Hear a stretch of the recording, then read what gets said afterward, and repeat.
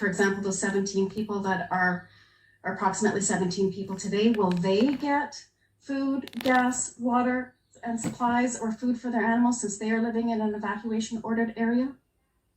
Yeah, so I can't speak to food for the animals, and I'm glad you asked this, Tracy. I'm glad to clarify sort of what I said yesterday.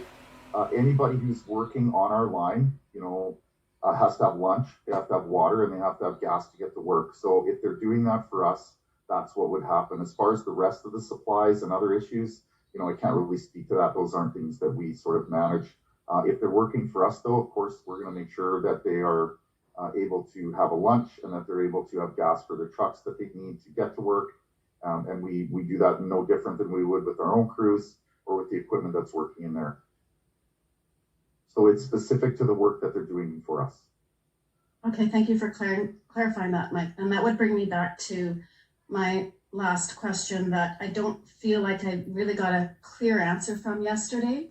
And this was maybe be directed to the CSRD. And what the people are asking me to try to find out for them is who gave the order to stop the supplies from coming into the evacuation order areas for the people that are on the ground actively helping with BC wildfire and the people who have stayed behind to protect their properties. We just want to know who gave the order to stop food and water and gas coming to these people who live here. Thank you. The area is under an evacuation order. The folks that chose to stay are allowed to do that as adults. The law in British Columbia is that if you refuse a legal evacuation order, you're to stay on your property and you're deemed to be self-sufficient. We do not supply materials to the folks that choose to make that choice. That is standard practice.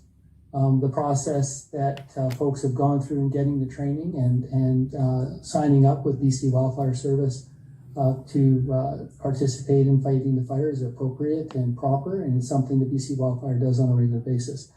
But at no time are materials provided to folks that choose to stay in evacuation order areas in defiance of that order.